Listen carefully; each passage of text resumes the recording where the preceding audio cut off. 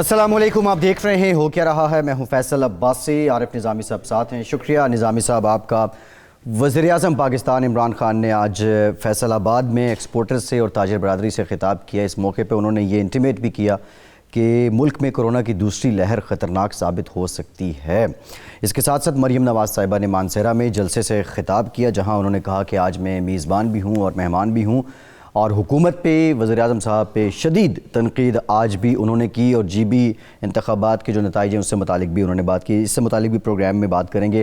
شبر زیدی صاحب کا ایک پیغام اور اس پیغام کے بعد ان کی وضاحت، اور اس وضاحت کو لے کے پھر حکومتی ترجمان کی وضاحت، اور پھر مولانا فضل الرحمان کا بیان، اس پہ بھی بحث چل رہی ہے. اس کی حقیقت کیا ہے آج کے پروگرام میں آپ کو یہ بھی بتائیں گے.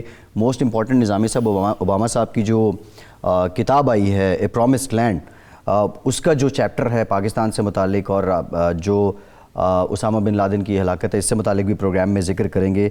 شبلی فراز صاحب وفاقی وزیر اطلاعات و نشریات بھی ہمارے ساتھ موجود ہیں. بہت شکریہ شبلی صاحب آپ کے وقت کا. آپ کی طرف آتے ہیں نظامی صاحب.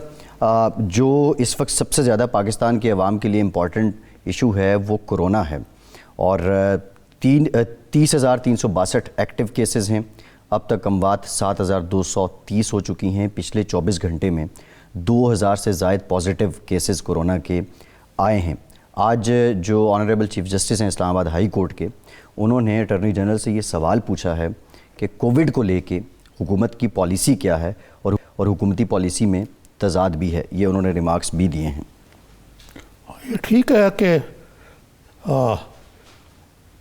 شاید چیف جسٹس کے نزدیک اتنی مربوط پالیسی نہیں جتنی ہونی چاہیے تھی، لیکن مطلب یہ ہے کہ یہ عوام کے ساتھ ڈیل کرنا ہوتا ہے جی. اور عوام کو ہم ایجوکیٹ نہیں کر سکے اس کے نقصانات پہ. کووڈ کے احتیاطی تدابیر جو ہیں وہ نہیں برتی جا رہی جی. اور خود حکمران جو ہیں، جب میں دیکھتا ہوں آج ہی ایک جلسہ تھا، کہاں پہ تھا یار؟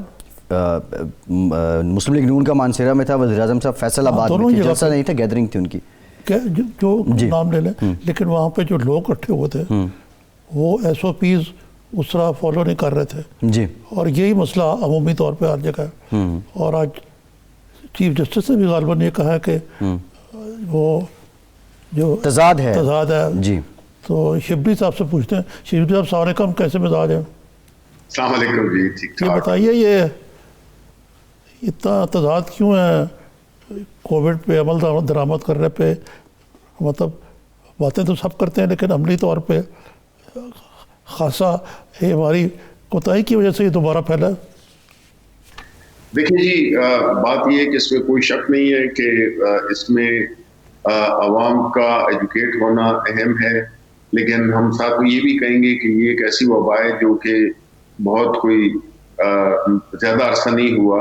کچھ ہی عرصہ پہلے تک ہم اس وبا کے ساتھ ہم برسر پیکار تھے. تو اب جو ہے تو اصل چیلنج یہی ہے کہ لوگوں کو دوبارہ یہ باور کرانا، اور اب میرا خیال ہے کہ سب لوگ باخبر ہوتے ہیں کہ انٹرنیشنلی یہ وبا بڑے زیادہ پہلے سے زیادہ زور کے ساتھ یہ اٹھی ہے، اور کئی ملکوں میں تو کئی شہروں میں کرفیو بھی لگا دیا گیا ہے. اب اس میں احساس ذمہ داری عوام میں بھی ہوگا، اور ظاہر ہے کہ حکومت انشور کرے گی کہ یہ جو ایس او پیز ہیں وہ فالو کیے جائیں. اب جہاں تک کہ جلسوں کی بات ہوئی، تو جو ہمارا جو پرائم منسٹر صاحب کا جو دورہ تھا تو اس میں تو وہ کوئی جلسہ نہیں تھا، وہ تو ایک چھوٹی سی گیدرنگ تھی جس میں کہ اوپن، جس میں کہ ایس او پیز کو فالو کیا گیا تھا. لیکن دوسری طرف اگر آپ دیکھیں جو مانسہرہ میں جلسہ ہوا تو اس میں اس چیز کا قطعی کوئی لحاظ نہیں کیا گیا، اور جو اپوزیشن ہے وہ اس بات پہ تلی ہوئی ہے کہ کم وقت میں یا وہ جو بھی ہو انہوں نے اپنی جلسے جو ہے تو وہ کرنے ہیں. اب یہ جو ہے تو اگر اپنے آپ کو ذمہ دار دیکھیں نا، یہ تو لیڈرشپ کا کام ہے لیڈ کرنا، لیکن یہ چونکہ لیڈر تو ہے نہیں، یہ تو ایک مفاداتی ٹولہ ہے جس میں کہ انہوں نے صرف اپنے مفاد کو دیکھنا ہے اور اپنی انٹرسٹ کو دیکھنا ہے. انہوں نے عوام کو اس ایک بہت ہی خطرناک صورتحال میں جھونک دیا ہے. اب یہ لوگ مختلف جگہوں سے آتے ہیں اور مختلف جگہ واپس جاتے ہیں، تو اس سے جو ہے تو جو خدشہ یہی ہے کہ بہت زیادہ سویر اس کا جو ہے تو فال آؤٹ ہوگا، اور اس کا جو اس کی مضمرات ہیں وہ کوئی اچھے نہیں ہیں. جی یہ ٹھیک کہا آپ نے، لیکن اس کی کیا وجہ ہے کہ عوام کو اپنی حکومت پہ اعتبار نہیں ہے، یا یہ لیڈرشپ ایسی ہے کہ وہ اپنے پیر پہ خود ہی کلاڑی مار رہی ہے اس کی خلاف ورزی کر کے، اور جن لوگوں کا ووٹ مانگنے جاتی ہے انہی کی جان کو یہ خطرے میں ڈال رہے ہیں؟ بالکل جی، دیکھیں یہ اس میں کوئی شک نہیں ہے. دیکھیں حکومت تو عوام سے ایک ریکویسٹ کر سکتی ہے. دوسرا یہ ہے کہ ہر وہ قانون نافذ کرے جو کہ عوام کی بھلائی کے لیے ہیں. کچھ چیزیں جو ہیں تو وہ زبردستی کرانی پڑیں گی، اور کچھ چیزوں کے لیے ہمیں وہ بھی عوام سے اپیل بھی کرنی ہوگی، کیونکہ حکومت ہر جگہ پہ پہنچ نہیں سکتی ہے، حکومت ہر سچویشن پہ میں انوالو نہیں ہو سکتی ہے. جہاں تک کہ جو موٹی موٹی چیزیں ہیں جس میں کہ ہر وہ ایکٹیویٹی جس میں کہ اکنامک ایکٹیویٹی کے علاوہ کوئی بھی گیدرنگ ہو وہ نیگیٹو ہے، وہ فائدے میں نہیں ہے، اس کے نقصانات ہی نقصانات ہیں. اس میں دیکھیں قومیں لڑتی ہیں ایک اس سے، لیکن اگر آپ ایک طرف حکومت کو دیکھیں اور دوسری طرف اپوزیشن کو دیکھیں. اب حکومت تو اپنے تئیں ظاہر ہے کہ ہماری پالیسی بھی یہی تھی، اور ہم بڑی مشکل سے ہم نے اس اکانومی کو دوبارہ کھڑا کیا ہے، اکنامک ایکٹیویٹی شروع ہو گئی ہے. لیکن جب غیر ذمہ داری کا ثبوت دیا جائے گا کچھ پولیٹیکل پارٹی خاص طور پہ اپوزیشن سے، تو پھر اس میں خطرہ دو چیزوں کا ہے. ایک اکانومی کے دوبارہ خدا نخواستہ واپس کمزور ہونے میں، اور دوسرا یہ ہے کہ جانوں کو بھی خطرہ ہے.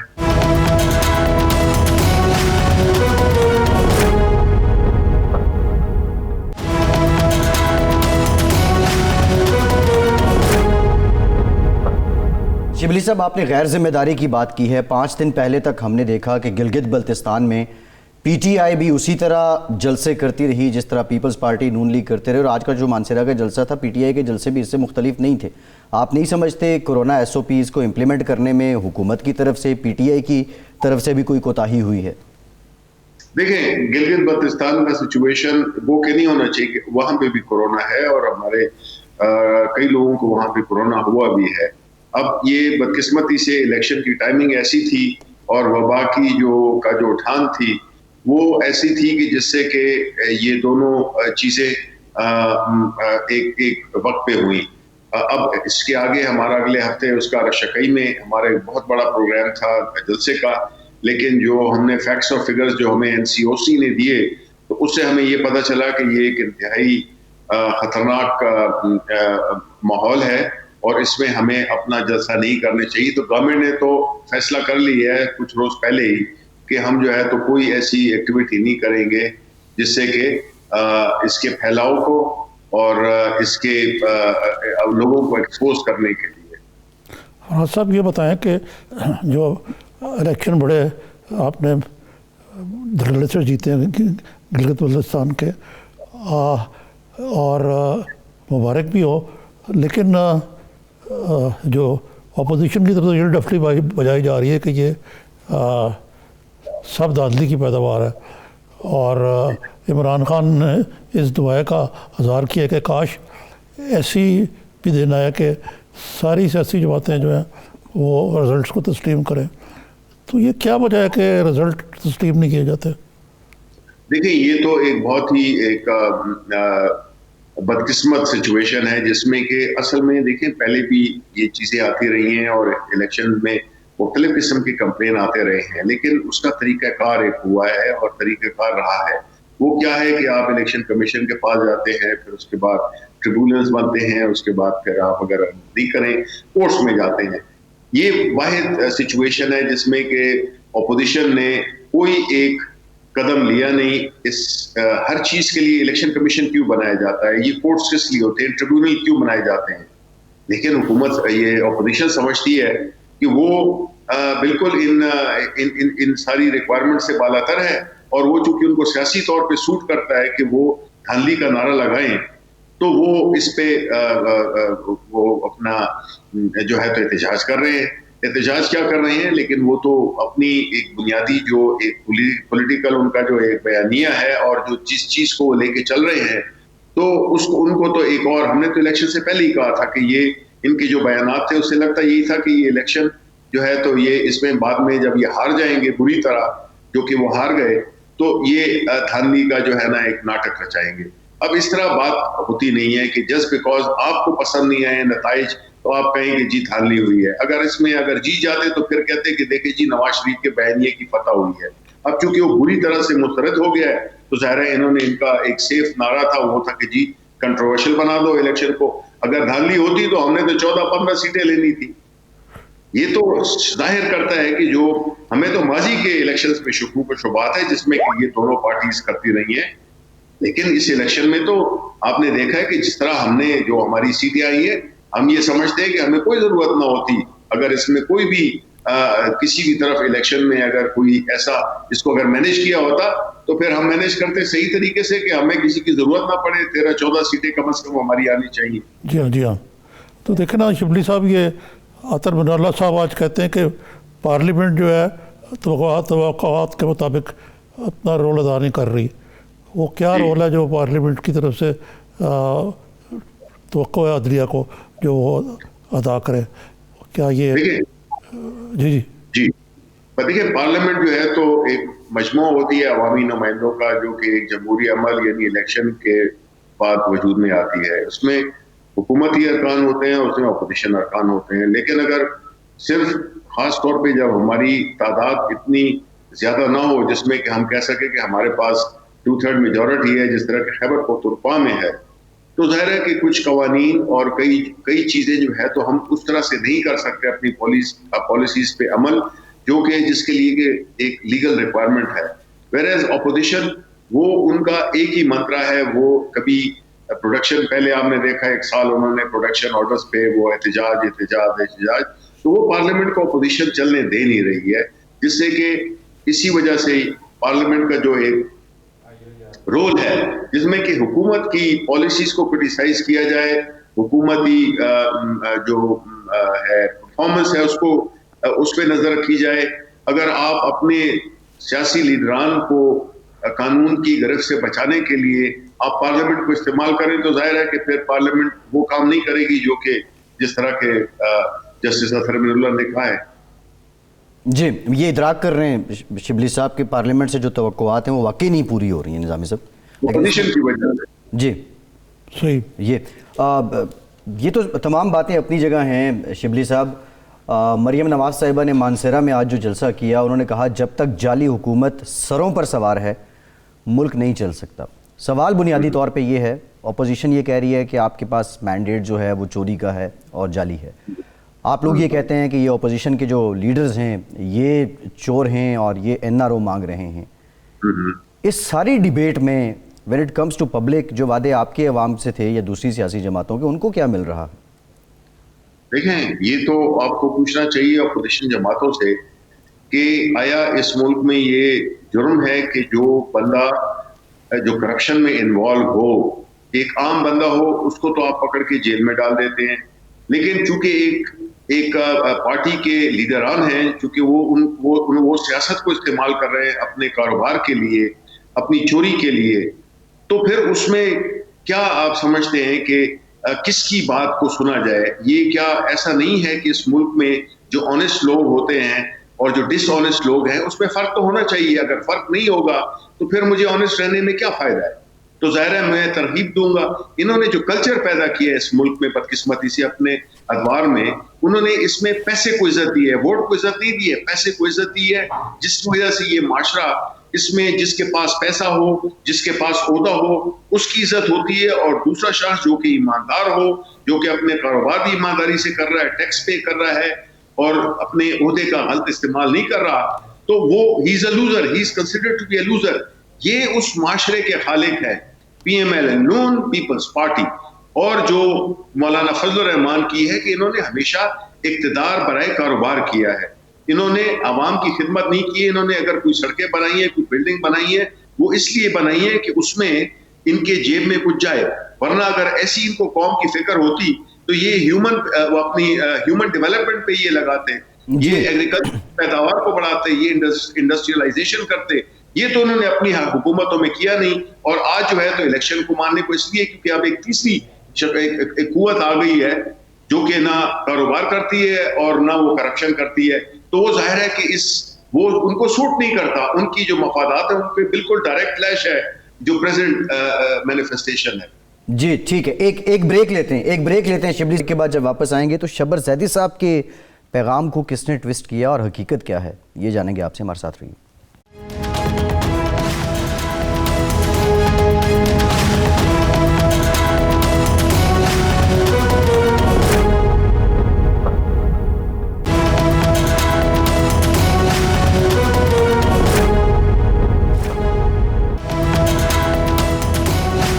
بریک کے بعد ایک بار پھر سے آپ کو خوش آمدید کہیں گے۔ سابق چیئرمین ایف بی آر شبر زیدی صاحب نے جو واٹس ایپ گروپ ہیں اس میں کچھ میسیج سینڈ کیے تھے، پھر وہ کہیں سے نکلے اور پھر اس کے بعد سے ایک بھونچال بپا۔ نظامی صاحب، مولانا صاحب نے کل یہ کہہ دیا کہ شبر زیدی صاحب کی جو سٹیٹمنٹ ہے وہ ایک طرح سے ایف آئی آر ہے حکومت کے خلاف۔ اب حقیقت، کیونکہ اس کے بعد وضاحتیں تو دی ہیں، 1 گھنٹے میں 3-4 ٹویٹ کیے ہیں شبر زیدی صاحب نے، لیکن حقیقت سامنے نہیں آ رہی۔ نہیں، سب سے پہلے تو بات یہ ہے کہ مولانا کا اب یہ حال ہے کہ ساون کے اندے کو ہرا ہی ہرا نظر آتا ہے۔ آپ کیا توقع کرتے تھے کہ کیا کہیں گے اس میں؟ میرا اس کو اتنی اہمیت نہیں دینی چاہیے۔ جی تو یہ بحث شبلی صاحب سے پوچھ لیں آپ۔ جی شبلی صاحب، حقیقت کیا ہے اس کے پیچھے؟ دیکھیں، پہلی بات تو یہ ہے کہ بڑا افسوس ہوا کہ مولانا فضل الرحمان نے ایک بیان دیا جس میں کہ انہوں نے شبر زیدی کو اپنی سٹیٹمنٹ کا ایک ذریعہ بنایا۔ شبر زیدی کا انٹرویو میں نے بھی سنا ہے، گرام میں بھی انہوں نے اس بات کی سختی سے تردید کی کہ جو بیان ان سے منسوب کیا جا رہا ہے وہ ایسی حقیقت نہیں ہے، بلکہ ٹو دا کنٹری انہوں نے یہی کہا ہے کہ وہ سمجھتے ہیں کہ جو پاکستان میں ایک لیڈر ہے جو کہ اس ملک کو بچا سکتا ہے وہ عمران خان ہے۔ تو مولانا کو چاہیے تھا کہ وہ اس کی معذرت کرتے، لیکن توقع میری تو نہیں تھی کہ وہ معذرت کریں گے، لیکن حقیقت یہ ہے کہ معذرت بنتی ہے کہ آپ کسی ایک غیر مصدقہ خبر کو اپنے سیاسی مفاد کے لیے دوسرے کو پہ بہتان لگا کے ایک اسلامی ایک شخصیت جو کہ اپنے آپ کو اسلام کی ایک پولیٹیکل پارٹی کا ہیڈ بنا کے سمجھتے ہیں، میرا خیال ہے کہ یہ بہت ہی افسوسناک ہے۔ اچھا شبلی صاحب، یہ کل پرائم منسٹر نے ایک بہت سنسنی خیز انکشاف کیا کہ جی انتخابی اصلاحات جو ہیں وہ اپوزیشن اور حکمران جماعت مل کر کریں، اور وہ یعنی جو سینٹ کے الیکشنز ہیں وہ شو آف ہینڈ سے جی شو آف ہینڈ اور الیکٹرانک ووٹنگ کے لیے بھی طریقہ وضع کیا جائے۔ یہ آپ کے خیال سے یہ ورکیبل ہے؟ یہ دیکھیں جی، ہم نے تو ساری دنیا میں ٹیکنالوجی کا استعمال جو ہے تو کافی عام ہو رہا ہے، اور ہم نے یہ دیکھا ہے کہ جتنا بھی آپ پرائم منسٹر صاحب کی جو کوشش ہے وہ ہے کہ وہ الیکشن بڑے شفاف اور فیئر طریقے سے ہوں۔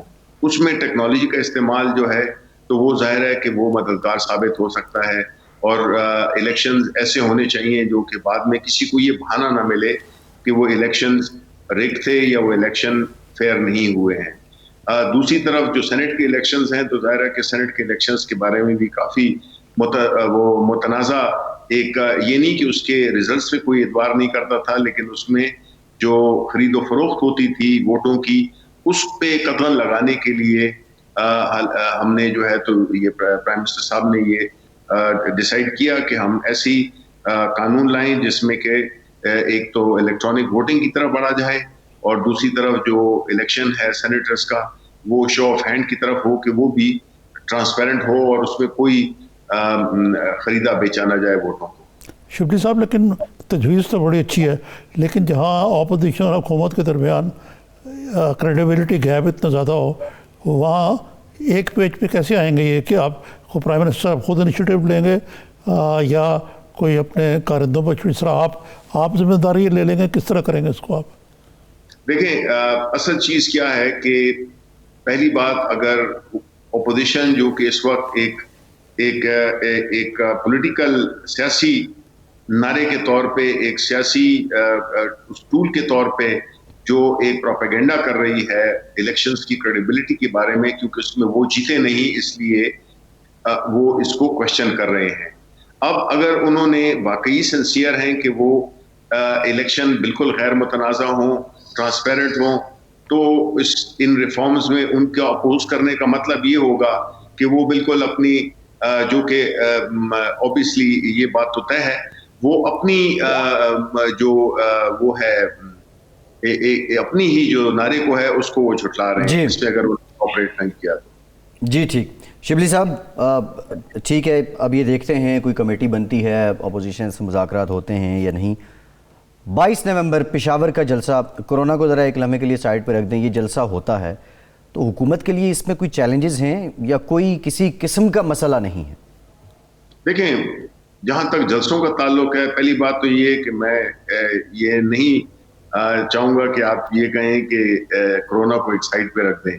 کورونا ہے، وہ ایک ریالٹی ہے، اس کو آپ سائڈ پہ، ہم تو چاہیں گے کہ پورے ملک میں اس کو ہم سائڈ پہ رکھ دیں، لیکن جو جلسے ہیں، دیکھیں آپ، پاکستان تحریک انصاف ایک پارٹی ہوتے ہوئے اس سے بڑے جلسے کر سکتی ہے اور کیے ہیں اس نے۔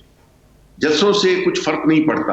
اصل چیز کیا ہے، جب عوام کو گمراہ کریں جھوٹ اور اس پہ فریب کی بنیاد پہ آپ اپنا نیریٹو بنائیں، آپ اداروں کو متنازع بنائیں، آپ عوام میں زہر گھولیں، ایک ایسا ماحول پیدا کریں جس سے کہ ملک میں جو ایک اکنامک ایکٹیویٹی شروع ہوئی ہے اس کو آپ انڈرمائن کریں، اس کو آپ ڈسکریڈٹ کریں، تو ظاہر ہے کہ ایسی جو پولیٹیکل ایک انسرٹینٹی کریٹ کرنے کی کوشش کریں تو اس سے جو سب سے پہلا جو اس کا ہدف ہوتا ہے وہ ہوتا ہے اکانومی، کیونکہ اکانومی جو ہے تو انسرٹینٹی نہیں برداشت کر سکتی۔ اب الیکشن وہ جلسے بالکل کریں، انہوں نے پہلے کیے ہیں تو کون سا کوئی قیامت آ گئی، لیکن پشاور کا جلسہ ایک ڈیفرنٹ تناظر میں ہو رہا ہے۔ اس کی وجہ یہ ہے کہ کورونا کا جو اس کی جو سپائک ہے وہ بہت بڑھ گئی ہے، تو ہم اس لیے کہتے ہیں، حالانکہ خیبر پختونخوا تو جی ہمارا جو ہے تو اسٹرانگ ہولڈ ہے، خیبر پختونخوا میں کوئی جلسہ ہو تو اس میں ہم نے دیکھیں ایک پارٹی نے سوات میں جو ہے تو جو جلسہ کیا 2 دن کے نوٹس پہ، تو یہ تو کوئی بات ہی نہیں ہے۔ اگر وہ پشاور میں جلسہ کر بھی لیں، سارے خیبر پختونخوا سے لوگوں کو بلا لیں، اس سے ہمیں بالکل نہیں گھبرانے والے، بیکاز ہمیں ادھر پوری سپورٹ ہے، ہمارا جو اسٹرانگ ہولڈ ہے وہ خیبر پختونخوا ہے، تو ہمیں تو کوئی پرواہ نہیں ہے، لیکن کورونا کے کانٹیکس میں یہ ہمیں پرواہ ہے کہ ہمارے اسٹوڈنٹ بیمار ہو نہ جائے۔ میرا عرض کرنے کا مقصد یہ ہے کہ جو انسرٹنٹی ہے، نفسا نفسی ہے، یہ وقت نہیں آ گیا کہ اپوزیشن کو ساتھ بیٹھ کے جو بنیادی ایشوز ہیں اس ملک کے، جس میں کرونا کے علاوہ کرونا کانفرنس بھی ہے، یعنی جو بنیادی ایشوز ہیں ان کے بیٹھ کے، چاہے اس میں بورڈ آف الیکشنز بھی ہو، ایک کوئی SOPs بنا لیں جس پہ اتفاق کے رائے سے آگے چل سکے، لیکن اس کے لیے آپ کو اپوزیشن کی بھی کچھ باتیں ماننی پڑے گی، وہ شاید آپ کے لیے ممکن نہیں ہوگا۔ وہ ہمارے لیے اس لیے ممکن نہیں ہے، دیکھیں جی، قومیں اس طرح نہیں بنتی ہیں کہ وہ ایک جو سب سے پرسکون جگہ ہوتی ہے جی وہ قبرستان ہوتی ہے، اور جو ہماری حکومت کا جو بنیادی چیلنج ہے وہ یہی ہے کہ کس طرح سے ہم اس ملک میں ان مافیاز کو، ان کرپٹ لوگوں کو کس طریقے سے ان کو ہم قانون کے کٹہرے میں لے آئیں اور کس طرح سے ان کو جیلوں میں ڈالیں، کیونکہ انہوں نے اس ملک کے مستقبل کو دیکھیں نا جی۔ نظامی صاحب، آپ کو پتا ہے کہ جتنا عرصہ گزر گیا ہے، جس زمانے میں ہم یونیورسٹیز میں تھے یا جاب شروع کی تھی، اس زمانے میں کیا حالات تھے، اور اب اس ملک کو کس لیول پہ، کس نہج پہ لے آئے ہیں۔ ہمارے اس میں میرٹ تھی، ایک پھر بھی ایک قانون کی بالادستی تھی، اداروں میں کام ہوتے تھے۔ اب یہ ساری چیز انہی کے ساتھ ہم ہاتھ ملا لیں جنہوں نے کہ اس ملک کو برباد کیا ہے، تو وہ ہماری سیاسی موت ہوگی، ہماری وہ جو پارٹی کی جو ایک مشن لے کے نکلی تھی وہ اس کی نفی ہوگی۔ اس کا یہ مطلب نہیں ہے کہ ہم بالکل اپوزیشن سے بات نہیں کرنا چاہتے، ہم ضرور بات کرنا چاہتے ہیں، آئیں وہ ہمارے ساتھ جس طرح بھی الیکٹورل ریفارمز ہے وہ کریں، وہ اکانومی پہ بات کریں، وہ قانون کو کس طرح سے ہم نے مضبوط بنانا ہے، اداروں کو کس طرح مضبوط بنانا ہے، ان چیزوں پہ ہم بالکل، لیکن اگر کوئی یہ کہے کہ اس کی آڑ میں ہم ان کو کوئی ایک ایسی گنجائش دیں جس سے کہ ان کی جو ill gotten money ہے، جو کرپشن ہے، اس کو اس پہ ہم وہ جسے کہتے ہیں مٹی پاؤ وہ کر دیں، تو وہ ظاہر ہے کہ وہ ہم کبھی نہیں کر سکتے۔ اچھا شبلی صاحب، آپ نے بات کی کہ پرسکون جگہ قبرستان ہوتی ہے، اس بات کا ان سیاسی جو حالات ہیں یا اپوزیشن ہے، اس سے کیا تعلق کیا ہے؟ سمجھ نہیں پائے ہم۔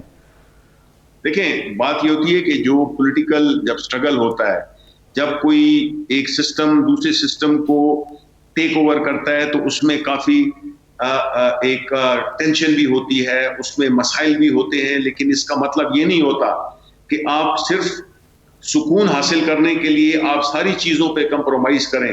اگر ایسا ہوتا تو دنیا میں نہ جنگیں ہوتی, ہر ایک جو دشمن جو اس وقت آپ کو بلیک میل کرنے کی کوشش کر رہے ہیں آپ اس کی باتوں میں آ جائیں, کیونکہ آپ کہتے ہیں کہ جی سکون ہو, تو اس تناظر میں نے کہا ہے کہ جی سکون جو ہے تو وہ صرف قبرستان میں ہوتا ہے. جی ٹھیک ہے. شبلی فراز صاحب, وفاقی وزیر اطلاعات و نشریات, بہت شکریہ آپ کے وقت کا. جو لاسٹ نظامی صاحب انہوں نے بڑا انٹرسٹ کمنٹ کیا ہے, اس پہ بات کریں گے. ویسے سمجھ نہیں آیا کنٹیکسٹ اس کا, لیکن اس پہ بات کریں گے. لیکن جو وہ اس کا ایک محاورہ ہے کہ den of democracy is better than the graveyard of silence. جی تو یہ تو شاید یہی چاہتے ہیں. لیکن یہ بڑا انٹرسٹنگ ہے کہ کیا اس کا کنٹیکسٹ ہو سکتا ہے. جو باراک اوباما کی کتاب ہے, اور اس کتاب میں جو اسامہ بن لادن کی ہلاکت سے متعلق چیپٹر ہے, بریک کے بعد اس پہ بات کرتے ہیں. ہمارے ساتھ رہیے.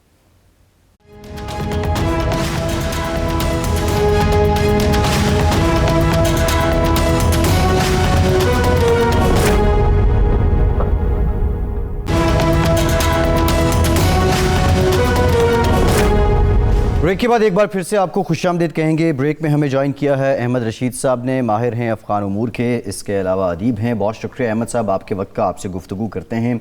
نظامی صاحب, جو افغانستان سے متعلق ڈیولپمنٹ ہے اس پر تو بات کریں گے, لیکن جو باراک اوباما کی کتاب ہے اور اس میں جو مئی 2011 کا جو انسیڈنٹ ہے اس سے متعلق وہ لکھتے ہیں, اور وہ پریزیڈنٹ آصف زرداری کے ساتھ جو ان کی کنورسیشن ہوئی, وہ کہتے ہیں کہ توقع نہیں تھی کہ زرداری صاحب اس کو خوشی کی خبر کے طور پہ لیں گے. یہ کتاب اور اس اسٹیٹمنٹ کے اثرات جو ہیں وہ دنیا میں کیا ہوں گے, اور بالخصوص ڈیموکریٹس جب دوبارہ وائٹ ہاؤس میں جا رہے ہیں. وائٹ ہاؤس سے جا رہے ہیں, وائٹ ہاؤس میں جا رہے ہیں جو بائیڈن کی صورت میں. جی آپ سے نظامی صاحب. جی یہ اب تاریخ کا حصہ بن چکی کتاب ہے, اس پہ بہت کچھ لکھا جا چکا ہے, اور یہ بھی کوئی پہلی دفعہ نہیں کہا اوباما صاحب نے. کوئی ایسی اس میں سنسناک خیزی مجھے نظر رہتی, بالخصوص اس وقت تو امریکہ کی ساری توجہ جو ہے, بلکہ دنیا کی, کہ ایک سب سے سیریس ترین کرائسس جو ہے وہ دنیا کا یہ ہے. پہلی دفعہ ایسے ہو رہا ہے کہ ایک پاور ویکیوم پیدا ہو گیا ہوا, جو ہار گیا وہ مان نہیں رہا, اقتدار چھوڑنے کو تیار نہیں ہے. مطلب جزوی طور پہ تو یہ پوزیشن ہے. جی. اور جو جیت گیا وہ ویٹنگ روم میں بیٹھا ہوا. جی احمد رشید صاحب, کیسے مزاج ہیں آپ کے, آپ کیسے دیکھتے ہیں صورتحال کو؟ نہیں, آپ کی بڑی بالکل ایگزیکٹ ہے کہ ویٹنگ روم میں صدر بائیڈن جو ہے وہ بیٹھے ہوئے ہیں. تو میرے خیال میں بہت پیچیدہ حالات ہیں امریکہ میں. لوگ بہت ڈپریسڈ ہیں, اور جو ڈویژن اور ٹول موڑ ہوا ہے امریکہ میں اس الیکشن کے بعد, اور خاص طور ٹرمپ صاحب کے جو رویہ ہوا ہے, لوگوں کو بہت پریشان ہے. پوری دنیا میں بین الاقوامی طور پہ پریشانی ہوئی ہے, اور آپ نے دیکھا ہے کہ بہت سے ملک جو ہیں, خاص طور یورپ میں, ان نے بائیڈن کو جلدی سے مبارکباد دیا ہے, اور ان نے صاف واضح کر دیا ہے کہ وہ سپورٹ کریں گے بائیڈن کو, اور یہ جو ٹرمپ کی حرکتیں ہیں یہ دور ہاتھ سے اپنے دور رکھیں گے. تو صورتحال بہت پیچیدہ ہے. کیا خاص طور دنیا پریشان ہے کہ فارن پالیسی پہ اس کا اثر کیا ہوگا. اور آپ نے سنا ہوگا کہ ٹرمپ صاحب نے بھی یہ بھی بحث چڑھا دی ہے کہ ایران کو بھی بوم کرنا چاہیے. اپنے 2 مہینے جو رہ گئے ہیں اس میں ایران کے ساتھ ایک جھڑپ یا جنگ کرنی چاہیے. اور شکر ہے کہ ان کے جو ایڈوائزرز ہیں ان نے ٹرمپ صاحب کو کہہ دیا کہ آپ ایسے نہیں سوچیں, یہ بہت بری چیز ہوگی.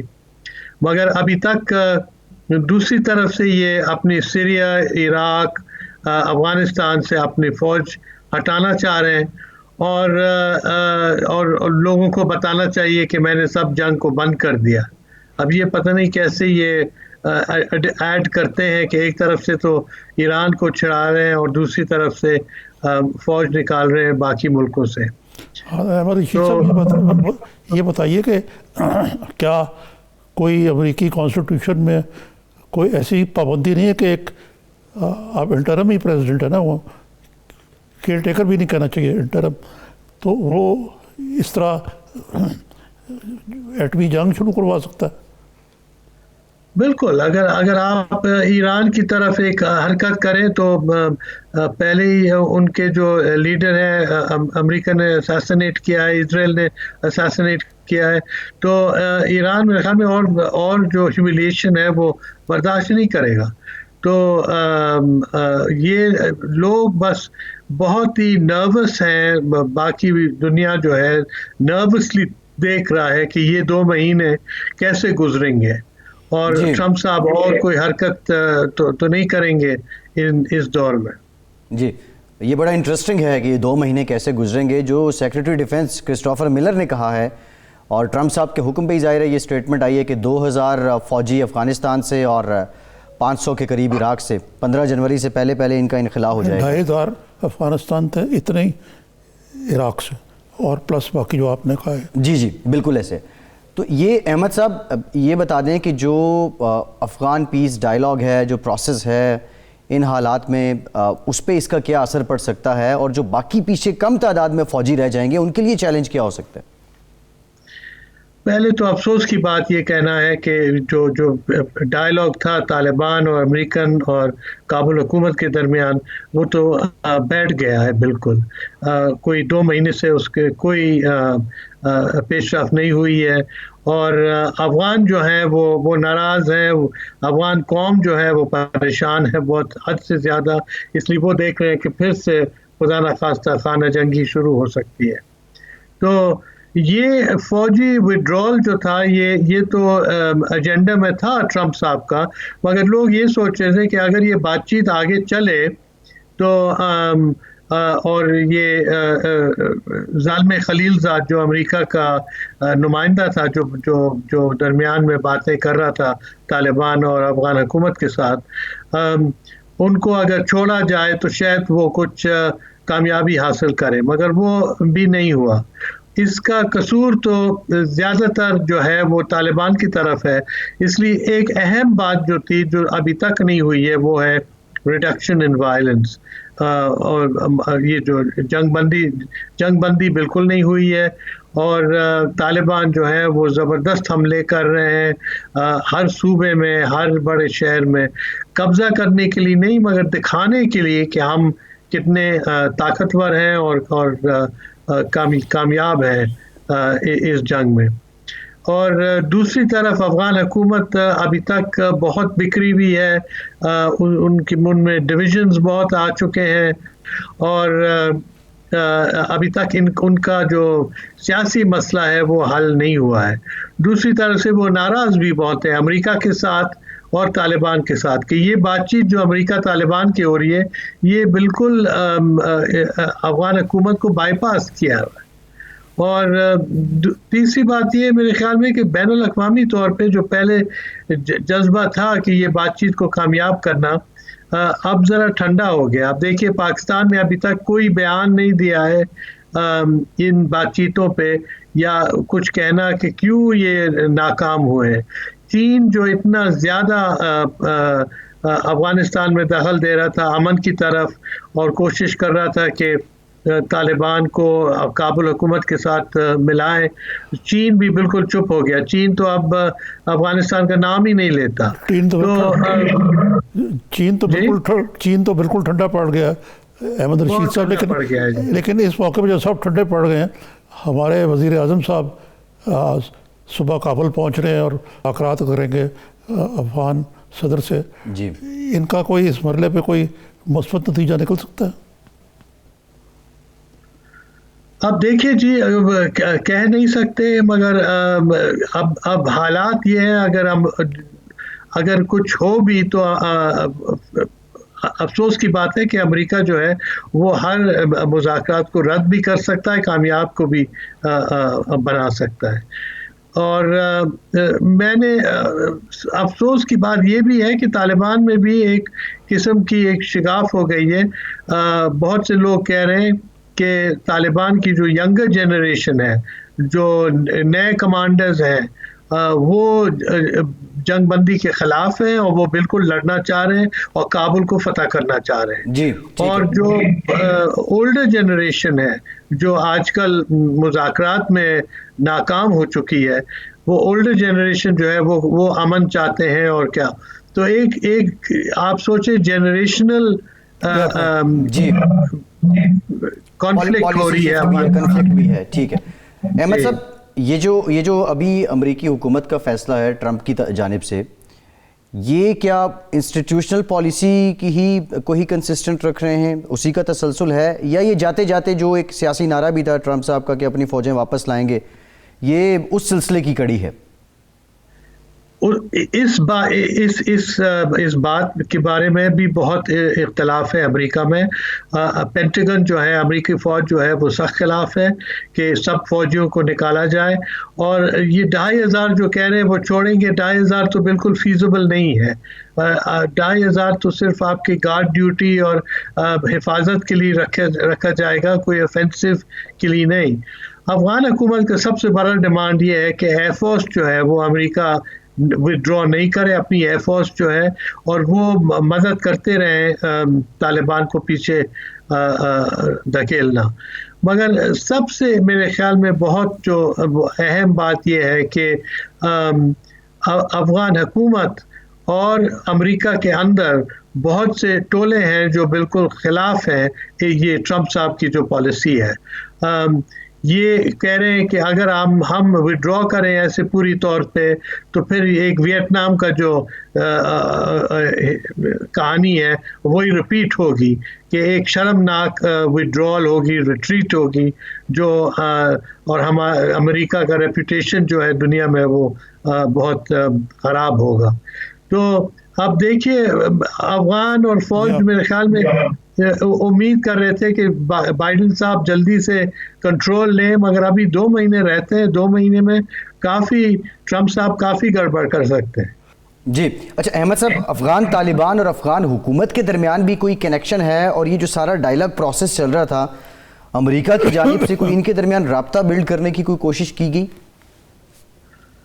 کوشش کی گئی مگر افغان حکومت جائز طور پہ یہ سوچتا ہے کہ امریکہ نے یہ جو بات چیت ہوئی ہے امریکہ اور طالبان کے درمیان میں امریکہ نے بہت سے جو پوائنٹس ہیں ان کو سرنڈر کیا ہے. خاص طور آپ کو یاد ہوگا 5000 طالبان فوجی جو جیل میں تھے ان کو رہا کیا گیا اور اس طرف سے حکومت نے کہا کہ ہمارے بھی سب سپاہی جو ہیں ان کو رہا کرو تو صرف چند 100 طالبان نے چھوڑا ہے. تو اور یہ امریکہ اور بہت سے لوگ امریکہ میں بھی یہی کہہ رہے ہیں کہ امریکہ طالبان کو اتنا کیوں مدد کر رہا ہے. امریکہ کو افغان حکومت کے ساتھ ہونا چاہیے اور ان کا پریشر جو ہے وہ زیادہ زور کرنا چاہیے طالبان کے. مگر دیکھا یہ کیا ہے کہ امریکہ اور طالبان ملے ہوئے ہیں اور ایک طرف سے اور افغان حکومت ایک بیچاری حکومت رہ گئی ہے پیچھے. تو اس میں کافی ناراضگی پیدا ہوئی ہے صرف طالبان افغان حکومت سے افغان پبلک سے مگر امریکہ کے اندر بھی بہت تنقید ہوئی. جی یہ احمد رشید صاحب یہ اگر آپ ہاتھ ہاتھ کر بات کریں یہ ٹرمپ کا جو فینومنا کہہ لیں اس کو یا کچھ کہہ لیں اس کی وجہ سے امریکہ کو جو نقصان ہوا ہی ہے دنیا کو کتنا نقصان ہوا؟ اب دیکھیں سب لوگ یہی پیشن گوئی کر رہے ہیں کہ یہ ٹرمپزم جو ہے یہ غائب نہیں ہوگا. ٹرمپ سے کو جانے کے بعد یہ چلتا رہے گا. ایک رائٹ ونگ بن گئی ہے امریکہ میں جو بہت ایکسٹریمسٹ ہے اور ریشسٹ ہے اور ایکسٹریمسٹ ہے اور یہ ایک بہت پریشانی کی بات ہے. اور یہ اور بھی انکریج کرے گا کہ جو یورپ میں جو رائٹ ونگ گروپس بنے ہوئے ہیں آج کل جرمنی میں فرانس میں برطانیہ میں یہ بھی کچھ ٹیک کریں گے امریکی کے رائٹ ونگ گروپس. تو خطرہ بہت ہے کہ ٹرمپزم جو ہے وہ رہے گا، اور ٹرمپ صاحب تو کہہ رہے ہیں کہ وہ 4 سال کے بعد پھر سے الیکشن کے لیے کھڑا ہوں گے۔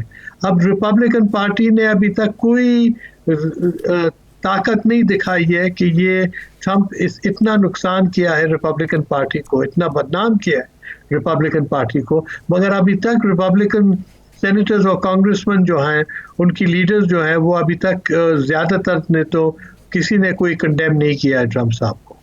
اور یہ ایک پریشانی کی بات ہے کہ جو پارٹی سسٹم ہے، 2 پارٹی سسٹم ہے امریکہ میں، یہ بہت اس کو بہت نقصان پہنچا ہے۔ احمد رشید صاحب، اس میں ایک اور بھی پہلو ہے کہ یہ ٹرمپ نے یہ امریکہ کو بہت دائیں بازو کی طرف ایکسٹریمزم پہ لے گیا، حتیٰ کہ بائیڈن جیت تو گئے ہیں لیکن بڑے ہی مشکل سے وہ یہ معاملہ ہو، یعنی امریکی دیکھا جائے جو پالٹی ہے equally divided between conservatives, ultra conservatives and liberals. کسی لوگوں کو یہ سمجھ میں نہیں آیا کہ جو اب 50% امریکہ جو ہے وہ ٹرمپ صاحب کے لیے ووٹ ڈالے تھے، اب یہ 50% جو ہے پڑھے لکھے قوم ہے، اکنامکلی دنیا میں لیڈرشپ مانگ رہے ہیں، اور یہ ٹرمپزم کو کیسے یہ قبول کر رہے ہیں اور مان رہے ہیں، یہ ایک بہت سخت پریشانی کی بات ہے۔ پوری دنیا میں آپ دیکھیں لوگ اسی پہ بحث کر رہے ہیں کہ اگر یہ امریکہ کا حال ہوا کہ وہ ڈویژن بھی ہے اور ٹرمپزم بھی چل رہا ہے، تو آگے صورتحال کیسے نکلے گا؟ جی ٹھیک ہے احمد رشید صاحب، بہت شکریہ آپ کے وقت کا، آپ ہمارے ساتھ موجود تھے۔ پروگرام کا وقت ختم ہو گیا، آپ کا بھی شکریہ آج کے پروگرام سے۔